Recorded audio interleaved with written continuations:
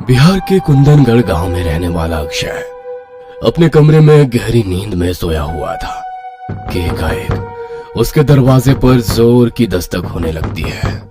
इतनी रात को कौन आ गया? रात के 11 बज रहे हैं। गांव में तो इस समय तक सब लोग आधी नींद भी ले चुके होंगे। कौन? अक्षय, मैं हूँ। अरे सो गया क्या? सिद्धार्थ की आवाज सुनकर अक्षय दरवाजा खोल देता है। इतनी रात को यहाँ क्या कर रहा है तू? अभी तक सोया नहीं? मैं तो कब का सो गया था। यार नींद नहीं आ रही है, इतना अच्छा मौसम हो रहा है, चलना वॉक करके आते हैं। सिद्धार्थ के जिद करने पर अक्षय उसके साथ घूमने के लिए निकल पड़ता है। मैंने सुना है कि गांव में एक तालाब है जिधर कोई नहीं जाता। यार रात के उसके बारे में बात मत कर। तू तो 4 दिन बाद चला जाएगा, हमें इसी गांव में रहना है। मेरे बड़े पापा कहते थे रात में उसका नाम भी नहीं लेना चाहिए। अरे तू छोटा बच्चा है क्या कि बड़े पापा ने एक भूतिया कहानी सुनाई और तू आज तक उसे सच मानकर बैठा है? अरे मेरे भाई, इंसान चांद पर दुनिया बसाने की तैयारी में है और तू तालाब के नाम लेने से अपशगुन हो जाएगा ऐसी बातें कर रहा है। ऐसा नहीं है यार, तू नहीं समझेगा। छोड़, ये सब मजाक नहीं है। अच्छा सुन, तालाब के किनारे चलते हैं, उधर गांव का कोई बंदा आता जाता भी नहीं है, उधर बैठकर महफिल जमाएंगे दोनों भाई। सिद्धार्थ शरारत से अक्षय की ओर देखता है और अपनी पीठ पर लटके बैग की जेब खोलकर उसे अंदर 2 बोतलें दिखाता है। अक्षय जाना तो नहीं चाहता था, लेकिन जानता था सिद्धार्थ उसकी बातों पर भरोसा नहीं करेगा, बल्कि जितना वो मना करेगा उतना ही सिद्धार्थ उसका मजाक बनाएगा। देख भाई, काफी रात हो गई है, जाकर अपने घर पर सो जाना। क्यों मुसीबत मोल लेनी है? अच्छा ठीक है, तालाब के ज्यादा नजदीक नहीं जाएंगे, थोड़ा दूर पर ही बैठेंगे, पक्का ना? अच्छा चल ठीक है, जैसी तेरी मर्जी। दोनों दोस्त जाकर तालाब से थोड़ा दूर पड़े पत्थरों पर बैठकर 2 सिगरेट सुलगाते हैं और बातें करते हुए कश लेने लगते हैं। कितनी शांति है यहाँ, अमेजिंग सीन है यार। यहाँ क्यों नहीं आते तुम लोग? मैं तो अब हर शाम को इधर ही आकर बैठने वाला हूँ। हाँ। बातें करते करते दोनों ने एक एक बोतल हाथ में उठाई और कोहरे की चादर में लिपटे तालाब की खूबसूरती को निहारने लगे। तू इधर ही बैठ, मैं अभी हल्का होकर आया। उधर किधर जा रहा है यार? मैंने बोला ना, तालाब की तरफ नहीं जाना है। अक्षय अभी बोल ही रहा था कि तब तक सिद्धार्थ हंसते हुए तालाब के बिल्कुल किनारे पहुंच जाता है और झाड़ियों की ओर मुंह करके खड़ा हो जाता है। 2 मिनट भी नहीं बीते होंगे कि सिद्धार्थ को ऐसा महसूस हुआ जैसे पानी की सतह से कुछ भारी भरकम सा सरक कर पानी के अंदर गया हो। सिद्धार्थ गौर से पानी के तल को देखने लगा। अभी भी वहां कुछ बुलबुले उठते हुए नजर आ रहे थे। सिद्धार्थ ने मुड़कर अक्षय की ओर देखा। अक्षय अब अपनी जगह पर नहीं था।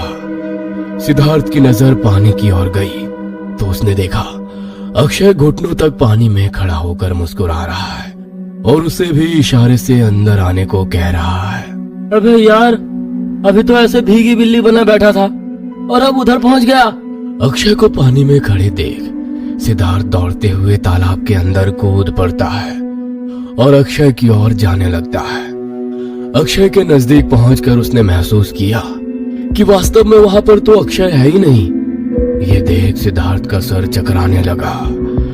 अगले ही पल उसे अपने पैरों से लेकर जांघों तक किसी रेंगती हुई चीज का स्पर्श महसूस हुआ जो लगातार उसके शरीर को कसती जा रही थी।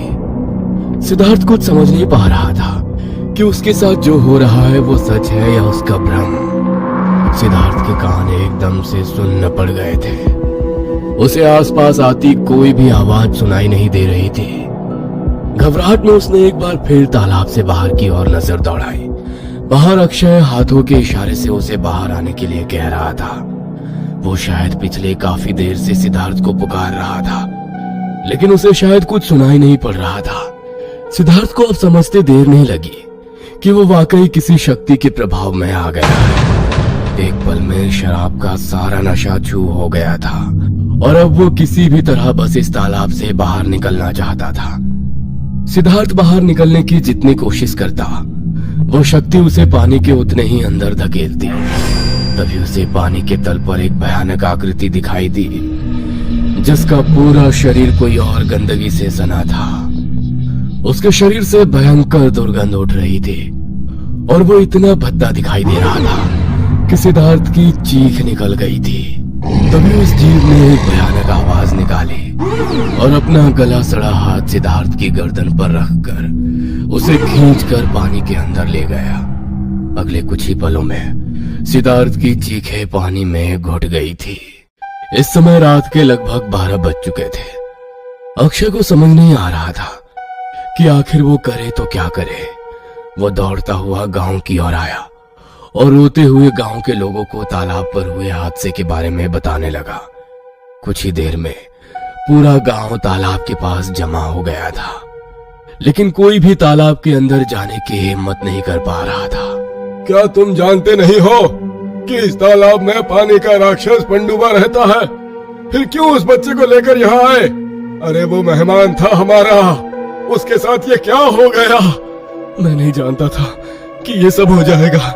मैंने उसे बहुत समझाया लेकिन पता नहीं उसे क्या हुआ। मेरी बातों को उसने अनसुना कर दिया और तालाब के अंदर चलता चला गया। मैं कुछ नहीं कर पाया, बस पानी के अंदर जाते हुए देखता रहा अपने दोस्त को। मैं जाऊंगा पानी के अंदर उसे ढूंढने। उसे तैरना आता है, वो पानी में डूब नहीं सकता, वो यहीं कहीं होगा। अक्षय पागलों की तरह चिल्ला रहा था और गांव के लोग उसे पकड़कर खड़े हुए थे। तुम खुद को दोष मत दो, अरे तुम्हारी कोई गलती नहीं है। जब पंडुबा अपना शिकार देख लेता है तो उसे अपने छलावे में ले लेता है।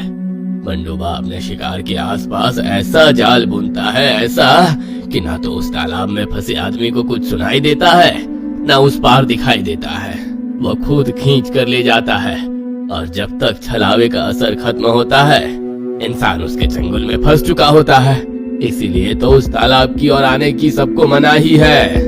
अपना मन छोटा ना करो, उसका समय आ गया था, अब यही सोच सकते हैं। आधी रात का समय है भाइयों, इस समय तो तालाब के पानी में उतरना मतलब अपनी जान खतरे में डालने के समान है। अब कल सुबह ही हम तालाब पर आएंगे। गांव के लोग वापस लौट गए थे, लेकिन अक्षय का मन ये मानने को तैयार ही नहीं था कि अभी कुछ देर पहले तक हंसता मुस्कुराता उसका दोस्त तालाब की गहराइयों में समा गया है। गांव वाले अक्षय की मानसिक हालत को समझते हुए किसी तरह उसे वापस गांव ले गए थे, लेकिन अक्षय ठीक नहीं था। सुबह के 4 बजे ही गांव वाले मिलकर तालाब पर जाते हैं और पानी के अंदर जाने पर उन्हें सिद्धार्थ की लाश अंदर पानी में पड़ी दिखाई देती है। सिद्धार्थ की पूरी बॉडी इतनी भारी हो चुकी थी कि कई सारे लोग मिलकर उसे तालाब से बाहर निकालते हैं। सिद्धार्थ के शरीर के कई हिस्सों का मांस पूरी तरह से गायब हो चुका था। उसकी दोनों आंखें गायब थी और आंखें, नाक, मुंह और पेट में रेत ही रेत भरा हुआ था। सिद्धार्थ शहर का रहने वाला था, जो गांव छुट्टियां बिताने आया हुआ था। जब उसके माँ बाप को सिद्धार्थ की मौत की खबर मिली तो वो उसे पोस्टमार्टम के लिए ले गए।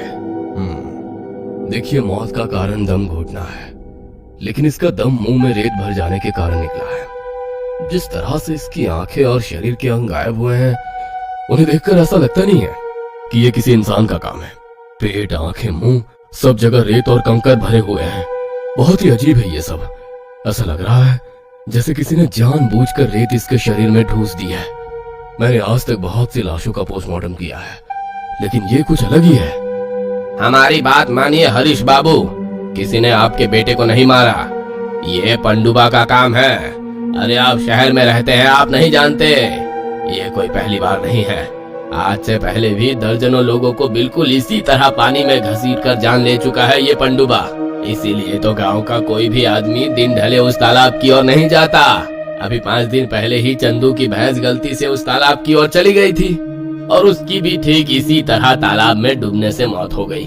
आप तो जानते ही है ना, भैंसें इतनी आसानी से पानी में नहीं डूबती, लेकिन वो पंडुबा खींच ले गया था उसको भी, और बिल्कुल इसी तरह पूरे शरीर में रेत भरी मिली थी उसके। सिद्धार्थ जा चुका था। सभी गांव वाले गहरे दुख में थे, क्योंकि सिद्धार्थ उनके गांव का मेहमान था। एक मेहमान के साथ हुई अनहोनी के लिए कहीं ना कहीं पूरा गांव खुद को ही जिम्मेदार मान रहा था। दूसरी ओर अक्षय की हालत तो इतनी खराब थी कि गांव वालों ने उसे सिद्धार्थ की डेड बॉडी तक नहीं देखने दी थी। यहाँ तक कि किसी ने उसे नहीं बताया था कि सिद्धार्थ अब कभी लौट कर नहीं आएगा। काका, कुछ पता चला क्या मेरे दोस्त का? तालाब से उसकी बॉडी मिली क्या? नहीं अक्षय, अभी तलाश कर रहे हैं, तुम फिक्र ना करो।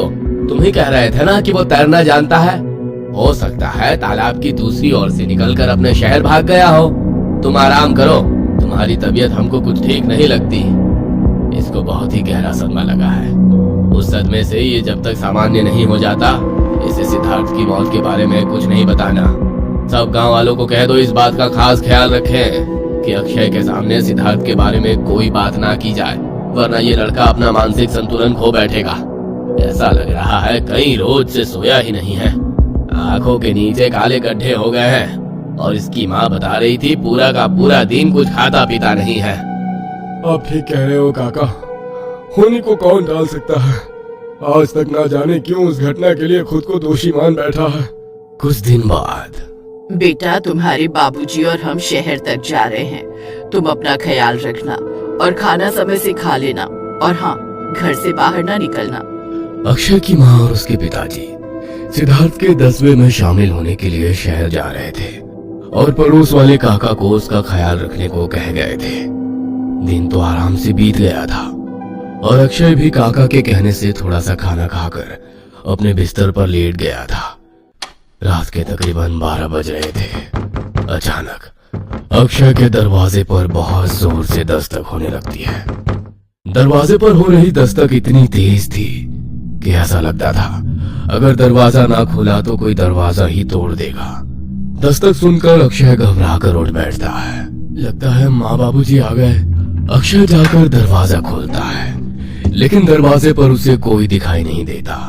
अक्षय दरवाजे से बाहर निकलकर आसपास झांकता है तो उसे गली के मोड़ पर कोई काली आकृति खड़ी दिखाई देती है। कौन है वहां? कौन है? सामने आओ।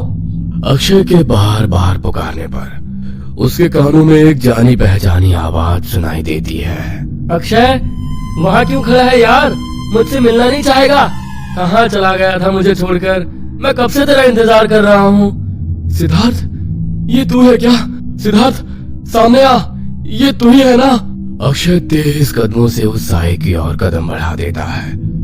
अक्षय को अपनी ओर आता देखकर वो काला साया तेज कदमों से गली से बाहर निकल जाता है और फिर कुछ दूर जाकर रुक जाता है। जानना नहीं चाहेगा उस दिन क्या हुआ था? चल, अकेले में बैठकर बातें करेंगे, बहुत कुछ बताना है मुझे। इतना कहकर फिर से तेज कदमों से वो साया तालाब की ओर जाने लगता है। अक्षय बेचैन होकर जल्दी जल्दी उसके पीछे पीछे चल रहा था। तालाब के नजदीक जाकर अक्षय देखता है कि तालाब के किनारे सिद्धार्थ बैठा हुआ मुस्कुरा रहा है और हाथ हिलाकर उसे अपनी तरफ बुला रहा है। सिद्धार्थ, ये तू ही है ना? तू ठीक तो है ना मेरे भाई? मुझे माफ कर दे, ये सब मेरी वजह से हुआ। अगर मैं उस दिन तुझे तालाब की ओर जाने से रोक लेता तो ये सब नहीं हुआ होता। अरे यार, छोड़ ना ये सब, मैं बिल्कुल ठीक हूँ। कुछ नहीं है इधर तालाब में, स्विमिंग करेंगे, तू भी आ जा, बहुत मजा आएगा। नहीं, तू इधर आना।